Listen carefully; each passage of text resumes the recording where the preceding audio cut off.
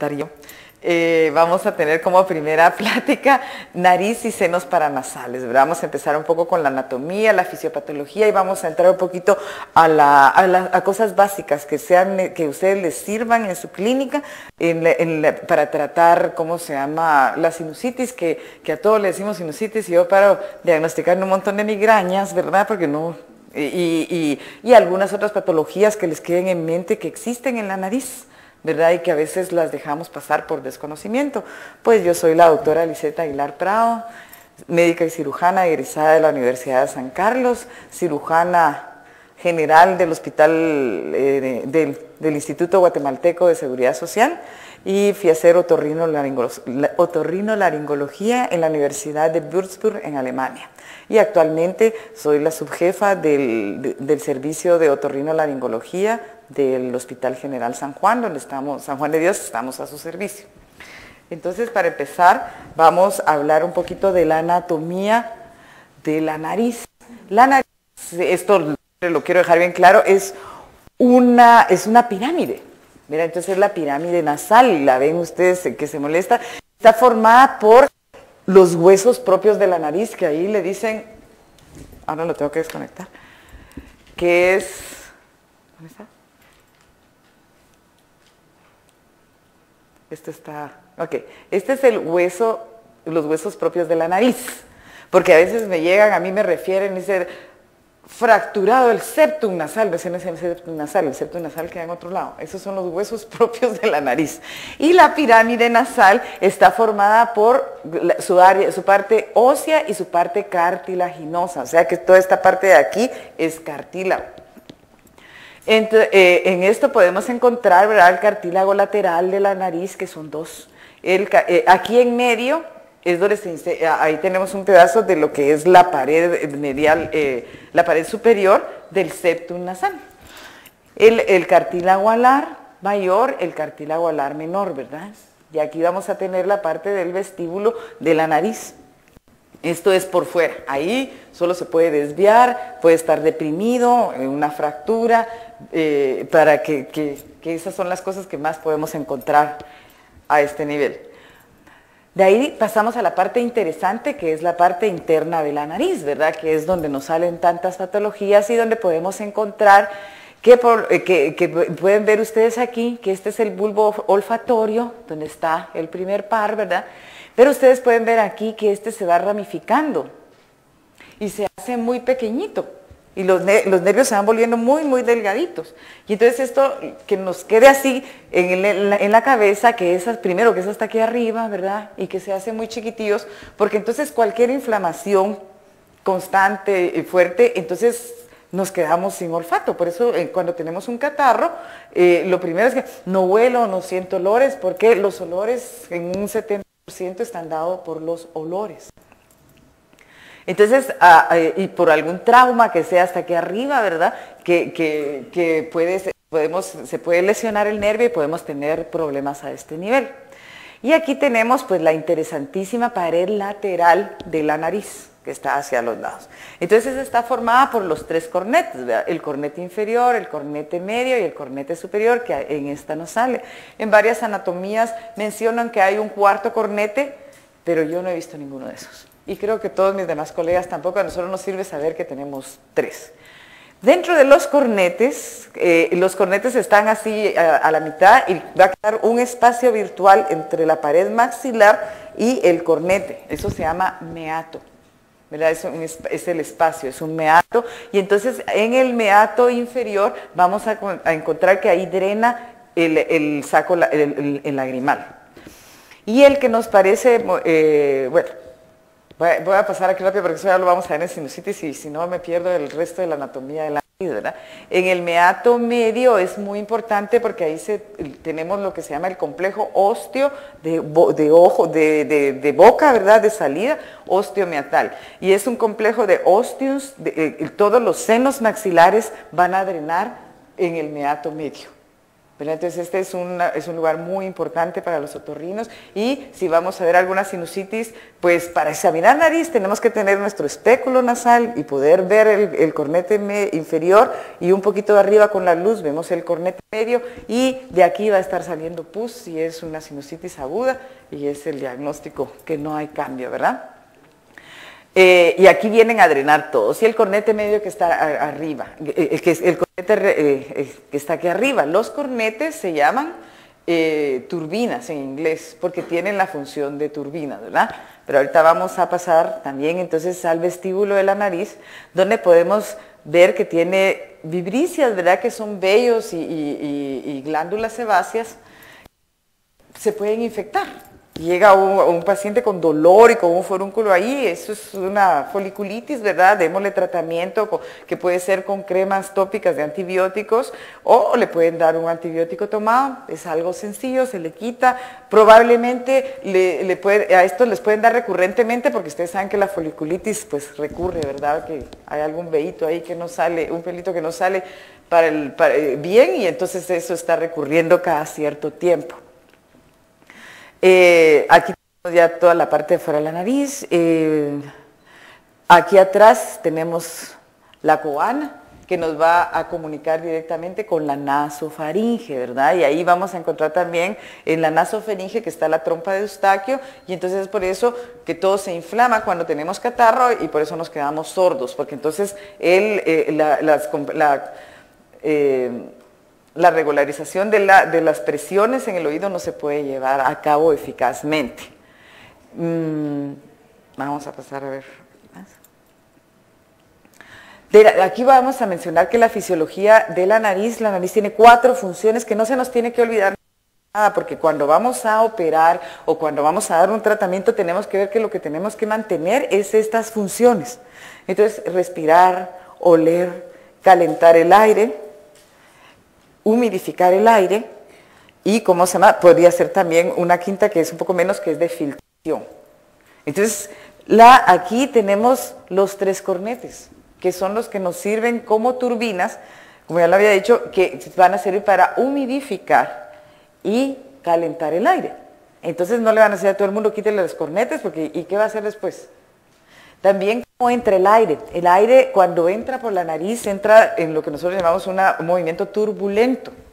Al chocar con los cornetes, así como ustedes ven en los aviones, que cuando choca, después pasa el aire como en una forma lineal, y es lo que va a mantener al avión flotando. Pues aquí también, entonces pasa y se vuelve un flujo laminar, que es con el que podemos respirar.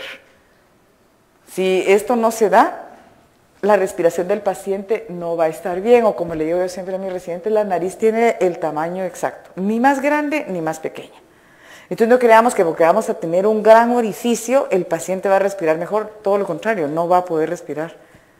Y va a tener otras patologías que se van a dar por resequedad en la nariz, ¿verdad? Da infecciones, da ocenas, costras y mal olor en la nariz, que se siente aquí entre pacientes. Ya sé que es el diagnóstico, ¿verdad? Porque el olor es terrible. Entonces, no es que a todo le vayamos a quitar los cornetes. ¿Por qué se ponen grandes los cornetes? En su mayoría es inflamatorio, secundario en la mayoría de veces a una alergia. Entonces tenemos tratamientos que son antiinflamatorios y antialérgicos que se le deben dar al paciente. Ahora, cuando el cornete va a presentar ya una degeneración polipoide, pues ahí sí, esa ya no va a ceder con el antiinflamatorio, o de veras el cornete está muy grande que topa y que no deja pasar nada. Entonces vamos a evaluar hacer una reducción de cornete, pero no a la primera. Hay que dar tratamiento, y no es que a todo el mundo que lo operemos le tenemos que hacer reducción de cornetes. Eso no es así. Y se me perdió mi nariz. Voy a tener que ir por aquí a contarles. Bueno, entonces en la parte central medial de la nariz es el septum nasal. El septum es la división, es una pared que divide la nariz del lado izquierdo y del lado derecho, nada más. Y tiene su primera parte que es cartilaginosa y la parte posterior que es ósea. Y eso sí vamos a ver si hay desviaciones, que puede que esté, pero entonces una pared que va a estar tirada para el lado derecho, para el lado izquierdo, que va a estar obstruyendo constantemente al paciente de ese lado. Porque otra cosa de la fisiología de la nariz es que la nariz trabaja por tiempos, tiene ciclos. Entonces 8 horas trabaja el lado derecho, ahí está la división del trabajo, y 8 horas trabaja el lado izquierdo. Entonces el paciente siente, mire, a veces tengo este lado y de ahí se me tapa el otro. Y es que realmente cuando cambian los ciclos, entonces el paciente siente el cambio de que no puede respirar porque ese es el lado que tendría que estar respirando de este lado. Y eso nos da más un diagnóstico de alergia, ¿verdad? Porque que es una obstrucción, porque si fuera una desviación del tabique, entonces tendría que decir, mire, siempre este lado no respiro yo, porque de ese lado es donde está la obstrucción. No todos los tabiques no todos los tabiques son rectos y no todos los tabiques que se miren desviados vamos a operarlos, solamente los que están sintomáticos. Y que miremos que sea ese lado que está molestando, porque si no, vamos a empezar a tratar, a operar a todo el mundo y van a seguir igual, ¿verdad? Porque no le estamos dando el tratamiento, tenemos que saber cuál es la patología que tiene el paciente. Entonces, es así sencillamente la nariz, ¿verdad? Entonces, en la nariz podemos encontrar tumores, podemos encontrar infecciones como son el rindoescleroma, que siempre me gusta mencionarlo porque es algo que se da mucho en este país, porque es una enfermedad de la pobreza y que es exactamente que a uno tiene los síntomas, son mal olor en la nariz, costras verdosas, ¿verdad? Y ustedes le van a dar antibióticos y el pobre chico siempre va a estar con ese olor, porque esto es causado, lo tratan como una sinusitis y le damos clavulín y realmente esto está causado por una Klebsiella. Y entonces hay que darle tratamiento. Nosotros usamos primeramente trimetoprim sulfa por lo económico, ¿verdad? Si no resulta con eso, podemos dar ciprofloxacina por 3 meses, porque las Klebsielas se encapsulan. Entonces, si lo damos por menos tiempo, ellas se despiertan y vuelven a infectar todo otra vez. Entonces, es un tratamiento largo, aparte de que hay que enseñarles que hay que limpiar la nariz y ellos mismos se pueden estar haciendo duchas nasales con agua con bicarbonato, que les ayuda montones, y con solo mantener limpia, quitar esas costras de la nariz, el olor desaparece y el estigma, porque es unas pobres personas así estigmatizadas por su mal olor, ¿verdad? Y entonces ya podemos pasar a ver... ¿Dónde está lo rojito? Los senos paranasales. Tenemos los senos maxilares, los senos etmoidales, que no se miran muy bien aquí, pero están en esta parte de la nariz, los senos frontales, y a la mitad de la cabeza, pasa. Aquí está el seno esfenoidal, que atrás que nos queda la silla turca, ¿verdad? Entonces esos son los 5 senos. Pero lo que tenemos que tener aquí, saber también, es la fisiología, cómo trabajan los senos. Entonces los senos son unos huecos que están en los huesos, ¿verdad? Porque son áreas neumatizadas, igual que el mastoides. ¿Y por qué? Tiene una función que si ustedes comparan la cabeza, que es muy pesada, comparada con la columna vertebral, con la columna cervical, es muy delgadita, entonces se iría porque sería muy pesada para ella. Entonces estas áreas neumatizadas lo que hacen es alivianar el peso de la cabeza para que no tengamos problemas, ¿verdad? Por eso los primeros síntomas, no, aquí veo a alguien que le diga, yo tengo un dolor de cabeza terrible, eso no es sinusitis. Solo que esté muy infectada y tenga otra sintomatología extra, pero realmente la sinusitis crónica lo más que nos da es esa sensación de pesadez, porque la cabeza está más pesada, ¿verdad? Y que no puede respirar y todos los mocos, pero alguien que tiene un dolor intenso en la cabeza, entonces pregúntele, mira lucitas, se tiene que acostar y lo más probable es que sea una migraña, que sea una cefalea tensional, que tenga otra cosa, pero no sinusitis.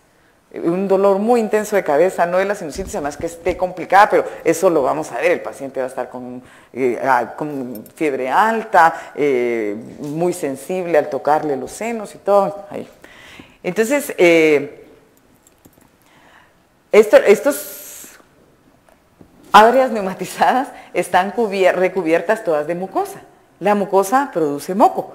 Y entonces, corrientemente, pues el moco se produce, da la vuelta y sale por aquí, que este es el ostium y aquí está el cornete medio y va a dar al complejo osteomeatal. Entonces aquí hay unos cilios, porque es, ¿cómo se llama? Epitelio ciliar, que vamos a tener, y estos van a batir siempre hacia arriba para sacar el moco aquí. Entonces no valía, es parte de la evolución, ¿verdad? Es la fisiología, es lo que hace evolucionar las operaciones. El cut and loop, que era abrir aquí un hoyo para que el moco saliera por ahí, no sirve, porque los cilios siempre lo iban a tirar hacia acá. Y el del seno frontal es un poco más divertido porque se le gusta ir a dar toda la vuelta de todo el seno, pero se mueve y salen todos hacia acá. Entonces estas áreas tienen que estar siempre neumatizadas. ¿Qué pasa cuando hay alergia? Porque no es, ya tengo mucho tiempo, ya tengo sinusitis, no. ¿Qué pasa con la alergia? La alergia produce más moco y además produce un moco pegajoso que cuesta que salga. Y entonces lo que pasa aquí es que el moco se queda aquí adentro. ¿Y qué pasa cuando hay éstasis de moco? Entonces el moco se puede infectar. Entonces, para que rompamos el mito, la sinusitis no es una enfermedad infecciosa. La sinusitis es una enfermedad obstructiva o puede ser secundaria a algunas enfermedades que vamos a ver después, ¿verdad? De producción de moco que no sale. Entonces, el tratamiento no son antibióticos. Tenemos que hacer que el moco que se produzca sea un moco que salga, el moco que ya está, hay que sacarlo y con simples duchas nasales nos podemos ayudar con eso, ¿verdad? Y hacer que ya no se siga produciendo este tipo de moco. Entonces no es que ya tengo mucho tiempo, tengo sinusitis, no, es que nunca le han dado el tratamiento adecuado. Entonces, pero ahí es, y sabiendo la anatomía y la fisiología, qué es lo que podemos hacer sin necesidad de saber unas grandes cantidades de cosas. Pues aquí lo tenemos también cuando tomamos alguna radiografía, que vamos a ver también que no son buenas para diagnosticar. A veces las mejores no son las frontales, sino son las laterales, porque en las laterales sí vemos, entonces podemos ver bien el seno frontal, que está bien neumatizado, podemos evaluar un poco mejor el seno maxilar, aunque pasen por ahí los cornetes, ¿verdad? Y ver que está neumatizado. Y el seno esfenoidal, porque si vemos solo los frontales casi siempre vienen de medio lado y entonces las radiografías rotadas no nos ayudan a ver bien las cosas. La rinosinusitis en adulto es la diagnosticamos cuando tenga más o dos síntomas o más, ¿verdad? Que uno sea una insuficiencia respiratoria nasal, el paciente no puede respirar, es por alergia. Nada tienen que ver los senos con que llega el paciente y diga, mire, es que me cuesta respirar, tiene sinusitis. No, no es así, ¿verdad? Entonces ahí hay bloqueo, obstrucción, congestión. La rinorrea, que puede ser anterior y posterior, ¿verdad? Porque como se produce, va saliendo hasta en el meato medio, se puede ir directamente posterior. Entonces, mire, es que yo aquí atrás es donde se me va y le comienzan a uno a describir todas las características de su rinorrea, ¿verdad? Y puede ser posterior, es lógico. Atrás tenemos la coana de la nariz, todo lo que está en la nariz sale y se va a la nasofaringe, la orofaringe, pulmones o estómago. El moco que producimos todos los días, producimos aproximadamente 5 litros, todo no lo tragamos. Eso no es una cochinada, la cochinada es escupirlo. Entonces, pero no sentimos, porque la viscosidad del moco pues no se queda aquí pegada, pasa y ni sentimos. Cuando el moco viene por una enfermedad alérgica que es pegajoso y todo eso, entonces uno sí siente que se le queda todo trabado aquí y le comienzan a uno a describir todo eso. El dolor, porque entonces el moco cuesta que salga y como es las primeras veces, entonces se comienzan a sentir este dolor, esta molestia. Yo en mi experiencia realmente es más una molestia que sienten facial, aunque algunos le paran diciendo a uno que le sale el dolor por todos lados, ¿verdad? Pero eso lo podemos corroborar haciendo percusión sobre el seno maxilar, sobre el seno, y yo los engaño, le duele aquí, les digo a veces, ¿verdad? Porque si todo les duele, entonces lo podemos hacer en el seno maxilar, el seno etmoidal y el seno maxilar, el seno frontal. Entonces, si algunos o uno mira la reacción de los dolores, entonces ya sabemos que ahí hay moco, que hay algo inflamado y entonces le tenemos que poner un poquito más de atención. Entonces, ahí sí digamos que es sinusitis y le podemos dar todo el tratamiento. Y como ya lo habíamos hablado, ¿verdad? Hay una disminución en el olfato, porque los nervios están todos ahí agarrados por la inflamación y rápido dejan de funcionar. Y bueno, pues para los que tenemos endoscopio podemos ver pues si hay pólipos, si hay una secreción mucopurulenta, aunque pues yo sí les aconsejo, si están viendo, ¿verdad? Los espéculos nasales no son muy caros, solo hay que abrirlos así hacia arriba, que no pegue hacia el septum porque eso duele mucho. Entonces tiene que ser aquí para acá, no aquí para acá, ¿verdad? Entonces uno mete la luz y ya mira toda la nariz. ¿verdad? Porque en la nariz hay otra cosa que llega a un niño a la emergencia, que es común, o les cae a ustedes un niño, mire, es que tiene un olor, ya le han dado antibióticos, algunos algunos llegan rápido, ¿verdad? Y un moco que le sale de un lado de la nariz. Eso es un cuerpo extraño hasta que no se demuestre lo contrario. Mira, no le dejen antibióticos, mándenlo, si no tienen aspirador, si no pueden verlo, mándenlo. Hay unos que en la nariz sí se vale, hasta pueden empujar, porque si es chiquito y sale por atrás, no importa, la cosa es sacarlo de ahí, ¿verdad? Pero hay unos que les dan antibióticos, de antibióticos se les va quitando la secreción y el cuerpo va encapsulando el cuerpo extraño y después tienen un rinolito, se llama, ¿verdad? Entonces tienen una masa ahí dura que le ha quedado porque no le quitaron un cuerpo extraño y le dieron antibióticos. No hay que dar... yo a veces ya le tengo hasta odio a los antibióticos, pero todos le dan antibióticos y nos enmascaran muchos cuadros que después se pueden presentar, ¿verdad? Entonces, pues, nosotros ya, entonces ya vemos si tienen pólipos, si crecen mucopurulenta en el meato medio, edema u obstrucción de la mucosa, pero la mucosa está pálida, está inflamada, no se mira normal, y los cambios en tomografía. No en radiografías, pero mi consejo es, yo voy a tomar una radiografía cuando voy a operar ya a un paciente. Entonces primero vamos a ver cuál es el tratamiento, si el paciente es renuente, según los libros, a 3 tratamientos. Entonces tómenle una tomografía, porque entonces vamos a ir a ver dónde está la obstrucción, qué está pasando, si hay una masa, qué hay ahí, que haya necesidad de operarlo. Pero si es la primera vez, no le he dado tratamiento, le mando una tomografía y después sigue igual, otra tomografía y se aumenta el cáncer, ¿verdad? Porque las radiaciones nos causan problemas. Entonces aquí tenemos, como lo veríamos con un endoscopio, ¿verdad? Esta es la nariz y este es el... ¿Dónde está? Este es el cornete medio. Aquí está la parte lateral del cornete inferior y este es el septum y aquí no hay ninguna secreción. Para poder entrar al meato, como les dije, es casi como un espacio virtual. Esto que está aquí sería el meato. Entonces lo que se hace es lujar ¿cómo se llama? El cornete hacia la línea media y entonces ahí ya podemos entrar al complejo osteomatal, ¿verdad? Entonces ahí ya viene la operación que podemos llevar a cabo. Aquí, como pueden ver, Dios mío, esto es pus. Eso se mira cuando está la sinusitis y hay que darle tratamiento. Entonces podemos ver que este es el cornete medio, la pared lateral y en el meato está saliendo pus. Y esto ya es un signo, ahí sí que ya ni yo puedo decir que no hay sinusitis.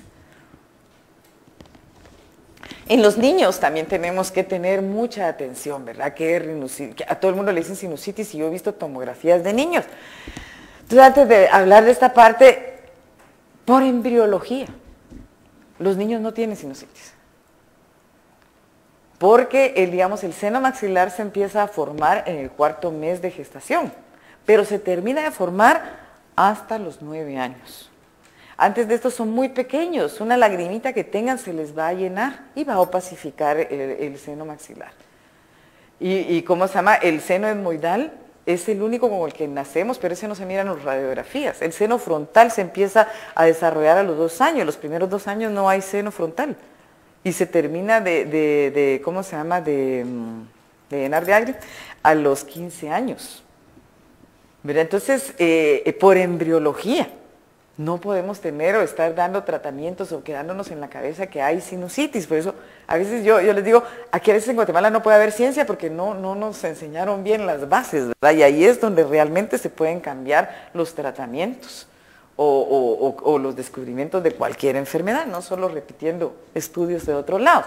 Entonces en los niños que vamos a encontrar todos mocositos, hay una insuficiencia respiratoria, el pobre no puede respirar, hay bloqueo, obstrucción, congestión, y también moquito por adelante y por atrás. Ahí casi no tenemos dolor a la presión facial, ¿verdad? Y ellos todavía no refieren, pero yo digo que porque no refieren, en los libros dicen no es, pero los niños no saben decir que no sienten olores, ¿verdad? Entonces no lo podemos tomar mucho. Pero tenemos que preguntarle a las mamás en este caso, porque esto sí también nos puede causar que se mantengan con moquito o que se le está metiendo en el seno, ¿ronca su hijo al dormir? Porque si los niños roncan al dormir, tienen grandes los adenoides. Y este problema, eso hay que operarlo.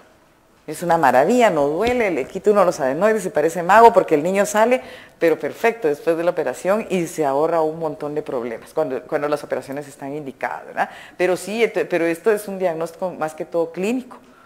Entonces siempre preguntemos a los hábitos, o el niño no duerme bien, se hace un lado para otro porque él necesita respirar, ¿verdad? Y no lo hace.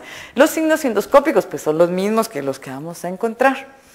Y aquí sí, claro, miren, no se deben solicitar pruebas de imágenes, a los niños tampoco, démosle tratamiento, porque si ya sabemos cuál es la fisiopatología de la enfermedad, tratémosla. No necesitamos estarnos limpiando o para demostrarle a la mamá, mire, sí tiene sinusitis, ¿ahora qué hacemos? ¿Verdad? Y se vuelve un gran rollo de la mamá que no sé qué esperan de tratamiento diferente porque le cambia a uno el diagnóstico. La sinusitis no es una enfermedad primaria, es una complicación. O sea que si el paciente llegó a tener sinusitis es porque no hemos dado un tratamiento adecuado a la enfermedad primaria. No hemos descubierto qué es lo que tiene en realidad. Entonces aquí no se deben solicitar pruebas de rayos X, ¿verdad? De imágenes, para distinguir si tiene una rinoceronte alérgica o si solo es alergia, porque hay veces que los radiólogos dicen, sí, rinitis alérgica. ¿Y cómo va a diagnosticar rinitis alérgica con una radiografía? ¿Verdad? Entonces, o nos llega una radiografía ladeada y sinusitis, y yo no, hombre, aquí no hay sinusitis, pero quitarle a la gente de la mente algo que ya está puesto es muy difícil, es una pelea, y a veces como que lo obligan a uno a dar tratamientos innecesarios. Ahora, operación en niños, no, los niños no se operan. A más que tengan pólipos o algo ahí, tiene que ser tratamiento médico, tenemos que ver qué tipo de enfermedad es lo que está. Y no tenemos que olvidarnos que más del 2% del cáncer en los Estados Unidos es radioinducido. 1 y 2, si le estamos tomando radiografías de la cara constantemente en esas posiciones al niño, ahí está el quiasma óptico. Entonces son cosas que tenemos que estar recordando para no causar daño, ¿verdad? La duración de la aguda que sea menor de 12 semanas y que no hayamos logrado parar las molestias y el tratamiento, y si es antes de las 12 semanas una sinusitis catarral, que también con el catarro nos pueden dar sinusitis porque está el moco muy grueso, todo está lento, la fiebre, y entonces se queda ahí trabado. Ahora, si subaguda no existe, o es aguda o es crónica. Subaguda no, si repeticiones se pueden dar porque curamos una sinusitis y le puede dar otra. Si no, como les dije, es una complicación, entonces si no tratamos la enfermedad de base, no es que tenga otra, tiene otra nueva, que ya la anterior ya la curamos. Yo sí creo que la sinusitis la curamos y y vuelve a repetir porque no le seguimos dando su tratamiento. Y la crónica, que es más de 12 semanas, ¿verdad? En la que no resuelve el tratamiento, y ahí es donde yo sí digo, bueno, miremos en realidad si no hay algo que está obstruyendo ahí, que hay necesidad de entrar a operar. Con los pólipos, la poliposis nasal, los pólipos son como son masas inflamatorias que se forman en la nariz, ¿verdad? Por alergia más que todo, que nos van a causar problemas obstructivos a nivel del seno. Entonces tenemos que ver aquí también qué está pasando en el ostium, por qué es que no drena, por qué se queda el moco ahí acumulado, ¿verdad? Entonces puede ser por vasodilatación, que puede ir, que es una de las cosas de la alergia, ¿verdad? Una disfunción ciliar, o sea, aquí ya tenemos que recordarnos de otras enfermedades, ¿verdad? Que el cilio Aragán, entonces está el moco, todo está bien, pero el cilio no se mueve, entonces el moco va a quedar aquí adentro del seno. O también puede ser puede ser una fibrosis quística, ¿verdad? Entonces él produce un moco terrible que no va a poder salir, ya le dimos todos los tratamientos, ya lo operamos, pero él sigue estando enfermo. Entonces hay que empezar a ir a la medicina interna y a recordarnos que hay otras enfermedades que nos pueden causar problemas. Pero entonces ya lo pueden referir, o ustedes ya le mandan a hacer sus exámenes, ya comprueban, ya. Qué rico se siente haber hecho un buen diagnóstico. Entonces aquí también, aquí sí diríamos a que si ya resolvimos todo el cuadro agudo, ya le dimos tratamiento, ¿verdad? Y está la cronicidad, entonces aquí hay algo obstructivo que tenemos, entonces sí ya mándelo al otorrino, vamos a usar nuestros endoscopios y vamos a entrar a liberar ¿cómo se llama? El seno.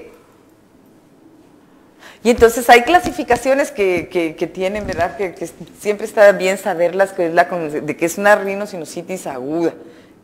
¿Verdad? Entonces la primera que sería la rinosinusitis catarral, que está producida por un catarro. Y en el tiempo que está, entonces el moco se queda aquí acumulado y tenemos que ayudar a sacarlo. A esta no le demos antibióticos. Si lo ayudamos a que el moco salga rápidamente, no le da chance de que se infecte de bacterias, entonces no necesitamos darle antibióticos. Si ya pasa un poco más de tiempo, entonces sí que ya sería... ya podemos empezar a pensar que dar antibióticos porque la misma bacteria va a espesar todavía más el moco y va a costar sacarlo. Las rinositis bacterianas agudas, que sí es clásico, que tiene uno que ver que está saliendo un poquito de pus ahí en el meato medio, y también están las que son dadas por hongos. Vamos a ver si tenemos una como hongo por aquí. Entonces, bueno, eso ya lo dijimos, la rinositis sinusal aguda puede ser causada por un virus, ¿verdad? Una infección viral o una infección bacteriana, también unos forúnculos ahí que no hemos tratado, se inflama toda la mucosa y nos comienza a producir un moco, yo le llamo moco inflamatorio, aunque dicen que eso no existe, ¿verdad? Pero es un moco producido por mucosa inflamada que es más viscoso. Y tenemos, pues para que no se nos olvide, que la mayoría de estos van a estar causados por rinovirus, coranovirus, influenza, parainfluenza, adenovirus y algunos enterovirus. Las bacterias, las agudas, pues nos van a estar dando, entonces podemos que no se nos olvide esta imagen. Vea, este es el cornete medio, pero como les digo, con su espéculo nasal. O bueno, pero cuesta, a veces yo que ya uno lo mira bien, ver solo con el otorrino y con una cosa de oído, cuesta realmente llegar a ver, diferenciar, porque como el puntito está solo viendo un pedazo, ¿verdad? No nos da una vista panorámica de la nariz, entonces cuesta distinguir cuál es el cornete medio, cuál es el septum, entonces sí es mejor abrir y las vistas panorámicas, donde uno pueda definir adecuadamente las partes anatómicas, entonces eso va a ser mucho mejor. Y tenemos que entonces poner atención si el paciente tiene dolor, si tiene fiebre arriba de 38, los laboratorios alterados y hay un deterioro claro de los síntomas, hay que ponernos las pilas también porque así como les digo que no les damos tratamiento, pueden tener complicaciones. Y como la división dentro de la nariz, los senos y el ojo hacia la órbita, pues es la lámina papirácea que es muy delgadita, es muy fácil que podamos tener complicaciones periorbitarias, ¿verdad? Entonces eso hay que ponerle atención. Y las bacterias que más vamos a encontrar, que son el Streptococcus pneumoniae, el Haemophilus influenzae y la Moraxella catarrhalis, son las tres principales. De ahí podemos encontrar Staphylococcus aureus y otros streptococcus. Y si ustedes le mandan a hacer cultivos, les va a salir cualquier cosa y les van a mandar un montón de cosas asustados, ¿verdad?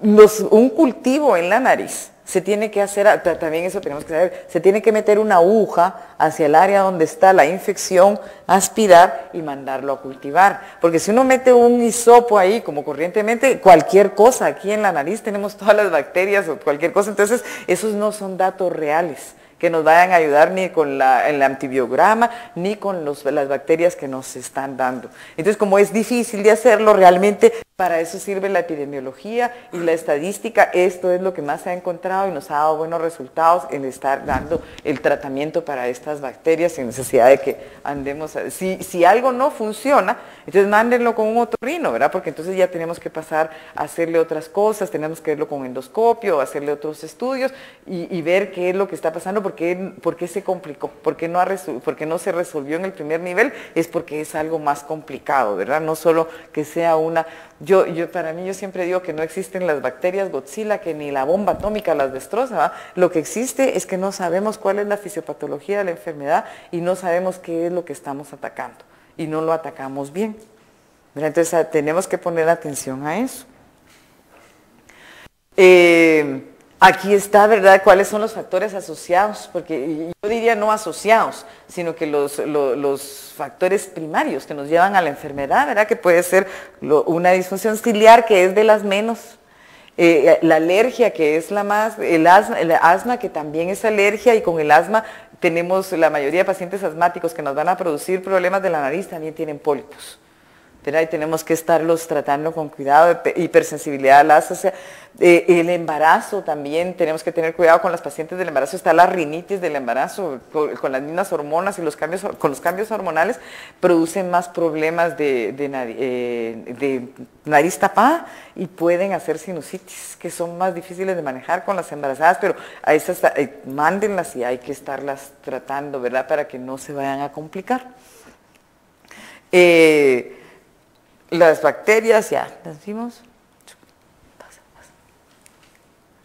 Entonces, tenemos que tratar, evaluar bien a los pacientes y si se complican, enviarlos rápidamente para evitarnos tener un cuadro así como este, ¿verdad? Que es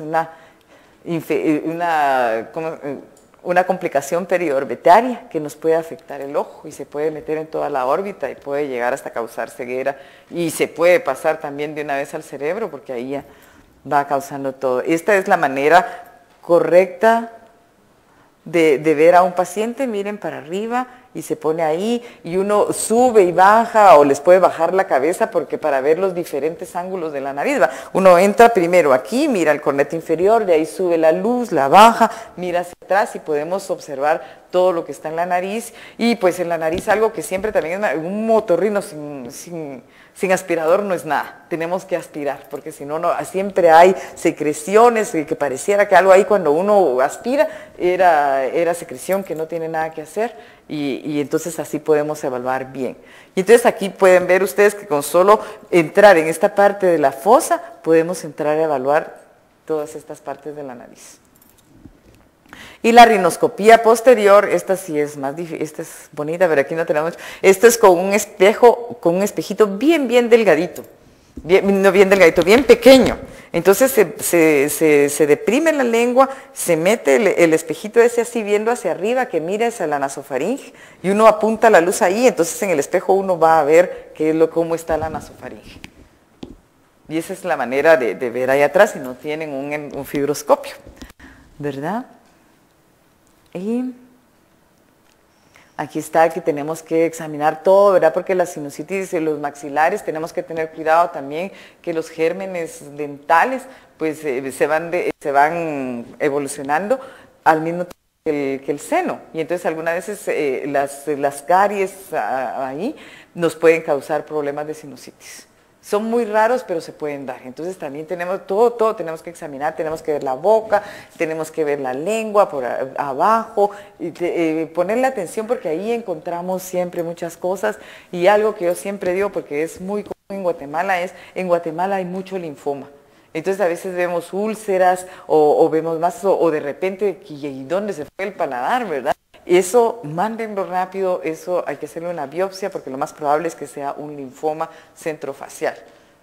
O úlceras que no mejoran, infecciones que se repiten muy seguido, que a la semana ya está enfermo otra vez, mándenlo. No hay que quitarse la cabeza que los tumores hay que biopsiarlos y que sí existen, ¿verdad? Entonces ya lo dijimos, palpación, percusión, se podría hacer la transformación, pero eso no. Ya no estamos, las radiografías que no son sensibles, ¿verdad? Aquí uno mira, pero mira mucha la cobertura del hueso. Y si la cara está un poco ladeada, ya rápido le dicen a uno que cualquier cosa es sinusitis y quitarle, les digo, la cabeza a alguien que no tiene sinusitis es muy difícil. También tenemos que hay más o menos un 2 a 3% de la población que no desarrollan el seno frontal o que desarrollan un lado, el seno frontal no es simétrico en todas las personas, en algunos es muy grande y eso no tiene no quiere decir nada malo. Si el paciente no tiene ningún problema, no hay nada que hacerle ahí. Yo creo que ahí vamos. Entonces también entre las crónicas, las que no se logran a resolver, si tenemos aquí una lista de las cosas que pueden ser, ¿verdad? En los niños puede ser una hipertrofia de adenoides, las desviaciones septales, porque a veces la desviación es tan fuerte que recae completamente sobre el cornete medio, entonces eso va a obstruir totalmente el meato. Y eso, entonces una desviación de tabique en este momento sí puede ser causa de sinusitis. La hipertrofia de cornetes, cuando estos, como les digo, y más que todo, este es uno grande, pero es más que todo que ya tiene una deformación polipoide. Los cornetes son grandes y como les digo, trabajan por ciclos, entonces cuando está trabajando siempre hay un cornete un poco más gordito que el otro, porque ese es el que está trabajando y el otro está descansando. Entonces eso tampoco quiere decir que sea nada malo, pero si ya encuentra un cornete con una apariencia que se hace sabor, así, entonces eso ya es una degeneración polipoide y ese sí hay que operarlo, ¿verdad? Están las infecciones odontogénicas, como ya habíamos dicho, la concha bulosa, estos son los cornetes, miren. Y aquí está el cornete medio, pero está neumatizado. Eso es patológico.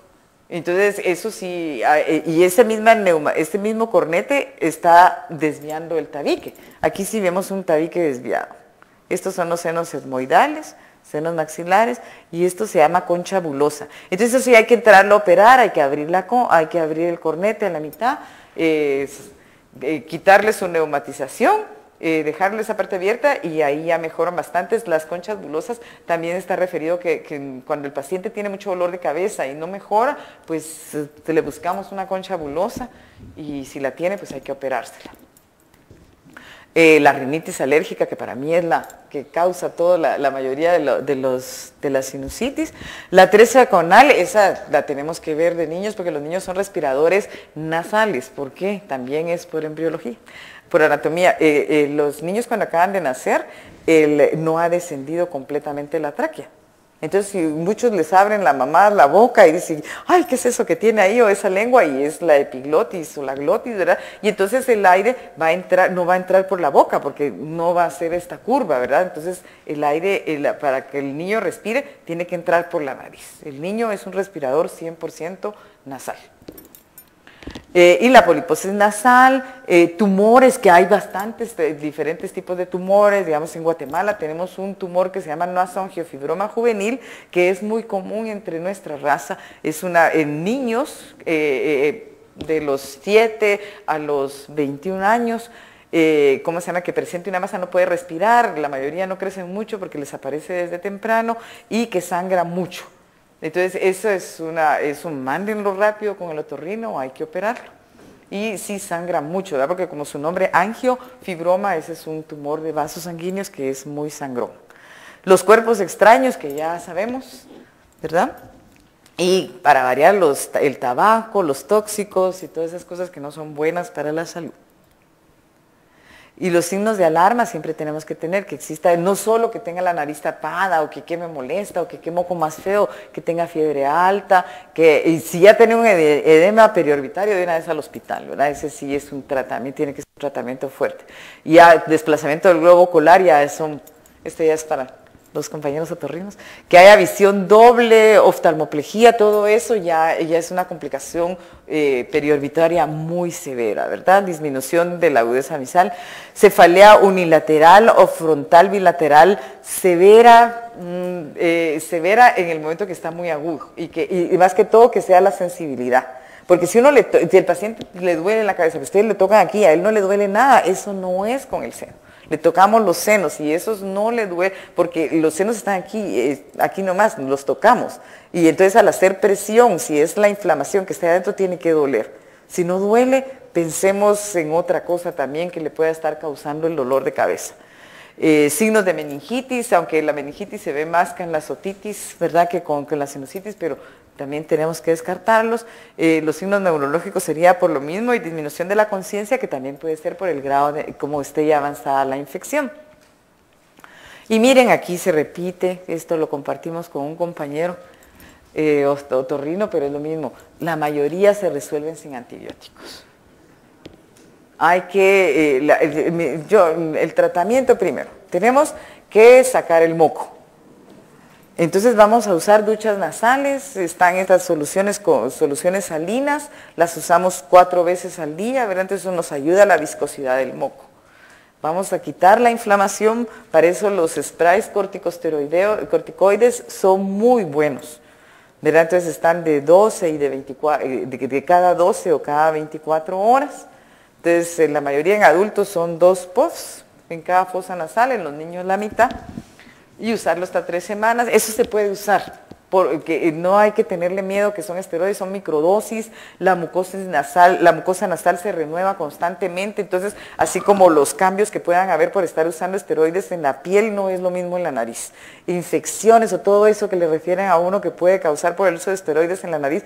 La vez pasada fui a un congreso así bien grande y todos los otorrinos grandes del mundo estaban ahí y todo el mundo coincidió en que nadie ha visto esos problemas, y cuando sea necesario usarlo, pues hay que usarlos. Si no hay necesidad de usarlos, no los usemos. Y también hay sprays que digamos, está la celastina, que es solo un, ¿cómo se llama?, antialérgico, es un antihistamínico en spray que no tiene esteroides, entonces los podemos estar cambiando, porque también es bueno en las alergias estar variando las sales que estamos utilizando, porque el paciente, ya esta ya no me hace, pues probemos con otra y a los meses podemos volver a esta y se va así resolviendo. Entonces sacamos el moco, le damos esteroides, le damos antihistamínicos, si ya tiene mucho tiempo, es la primera vez que nosotros lo vemos y creemos que tenemos una sinusitis, démosle antibióticos de 7 a 14 días. Si ha sido manejado por otra persona o acaba de iniciar, no le demos antibióticos. ¿Verdad? Porque y quitémonos, mira, me dieron, es que llegan, ¿verdad? Ya me han dado 4 o 10 tratamientos de antibióticos y yo sigo con sinusitis, sí. ¿Qué es lo que causa la sinusitis? No es una bacteria. Es la alergia y todas estas, porque las inflamaciones, digamos, la operación es la etmoidectomía, porque los que llegan a causar muchos problemas son ¿cómo se llama? El seno etmoidal, los senos etmoidales, porque son varias celdas, porque es así cuando se van inflamando de tanta alergia, se quedan inflamadas y están en la entrada del meato y ahí causan que del meato medio se causa una obstrucción de todos los demás senos. Entonces la operación de la sinusitis es una etmoidectomía para empezar. Vamos a quitar los etmoides para dejar que esto esté y vamos a tratar de ampliar el seno. Tampoco es una operación poco invasiva, porque aquí lo que tenemos que devolver es la fisiología normal a los senos, ¿verdad? Entonces hay que los osteos estén permeables, al entrar aire, la mayoría no necesitamos ni entrar al seno a quitar todo, sino que la misma mucosa se regenera y esta ya dándole tratamiento puede seguir, porque también si operamos a un paciente hoy y lo dejamos ya a los 15 días, si no le damos tratamiento está igual o peor que antes de la operación. La operación no es el final, por eso es que no está recomendado cualquier sinusitis, opérelo y eso no se cura, porque no hemos atacado la enfermedad de base. Tenemos que controlar la dieta, tenemos que ver qué es lo que le causa alergia, si es tanto que no la podemos controlar, mandémosla que se haga su examen de alergia para que también si vamos a hacer un tratamiento quirúrgico, este sea satisfactorio, que el paciente se tiene que casar con nosotros, ¿verdad? Y bueno, ya esto ya lo dijimos. Y el tratamiento con antibióticos, pues la amoxicilina con o sin ácido clavulónico sigue siendo el que mejor resultados nos sigue dando. Y pues aquí la vamos a dejar. Y si tienen algunas preguntas. Solo del tratamiento, bueno, pues sí les podríamos, vamos a ver aquí. Aquí ya si encontramos esto, miren, aquí está todo obstruido, esto podría ser una masa también, porque está saliendo, no, esto aquí, este es el diagnóstico.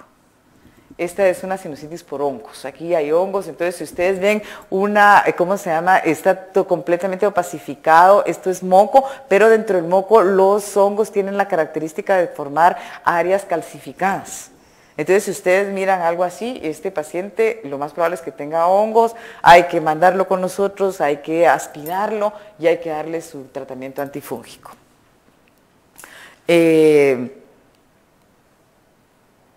Aquí sí ya iríamos más por un tumor o puede ser, y aquí que nos está causando que puede causarnos también un cuadro que creemos que es una sinusitis y puede ser un linfoma que está ahí, pero entonces ya comenzamos a ver los cambios de la mucosa que ya no son inflamatorios, ¿verdad? Sino que son cambios degenerativos. Y aquí pues tenemos ya un honguito que ya hizo su masita ahí adentro, eso hay que entrarlo a quitar. Y el tratamiento quirúrgico ante todo es para quitar la enfermedad obstructiva, ¿verdad? Para tratar de resolver la obstrucción. que está molestando en ese momento, pero que si no controlamos la enfermedad puede volver a poner, como dice aquí, vea, tenemos que atacar también los factores predisponentes que nos están causando eso. Entonces la indicación es una rinosinusitis refractaria a tratamiento médico, no es que a la primera ni a la segunda, como les digo, en los libros está dicho que hasta 3 tratamientos de sinusitis fallidos, entonces ya nos tiene una indicación de tratamiento quirúrgico, que tiene que ser respaldada por una tomografía que nos indique que hay una obstrucción del meato medio, y eso es lo que vamos a ir a resolver, porque solo entrar y sacar el moco no es el final de la historia. Que sea una rinosinusitis fúngica, que es un poco más difícil, ¿verdad?, de tratar porque no la tenemos en la cabeza, entonces le estamos dando tratamientos que no son los que le van a resolver. Por tumores, los tumores al crecer en la nariz pues nos van a obstruir el meato medio y van a presentar cuadros de sinusitis. Pero por eso es que tenemos que examinar la nariz, porque los tumores ahí están, ahí no hay mucho donde esconderse. Se miran, esto está raro, esto no es, entonces mándenlo a que lo miren, o si quieren le toman ustedes la biopsia una vez, pero que no vaya a ser hombre, jovencito y que sangre. Porque si es un nasoangiofibroma y le hacemos una biopsia, ahí nos morimos junto con el paciente, se les desangra de una vez. O sea, por eso ese tumor no se les debe olvidar, y aquí hay mucho. Nosotros en el Hospital General operamos un promedio de 8 a 10 anuales de este tipo de tumores. Y la rinosinusitis complicadas. Y esta es la operación antigua, ¿verdad? Que entraba uno ahí en el canino y entraba hacia el seno maxilar. Esa operación no está fuera, no está fuera, tiene sus indicaciones, ¿verdad? Pero no para sinusitis. Que se hacía esto o que se podía abrir aquí la mitad. Ahora, si lo dejamos que entre una complicación, probablemente sí vamos a tener que hacer estas incisiones para poder drenar el pus y evitar las complicaciones. Pero la operación es muy sencilla, uno sentadito, con su endoscopio, aquí con la cámara, que todos usan cámara ahora, y trabajando con una mano al meato medio y liberando, y es una cirugía de mínima invasión. No es mucho lo que hacemos, sí tenemos que tener cuidado porque ahí cerquita está el ojo, cuando nos vamos atrás a veces el nervio óptico anatómicamente no está por fuera sino está por dentro, y al llegar al seno esfenoidal podemos dejar, o está muy delgada la pared ósea a ese nivel y uno entra muy agresivo ahí, se puede meter donde no es. O sea, es muy cuidadoso, es muy fina la operación, ¿verdad?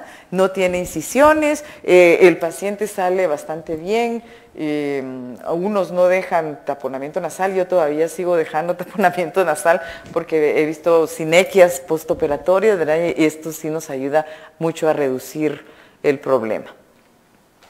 Entonces, estas solo son muestras de cómo son y la operación, pues el operador casi que no necesita. No necesitamos, las operaciones son un poco egoístas, no necesitamos ayudante. Muchas gracias y cualquier pregunta.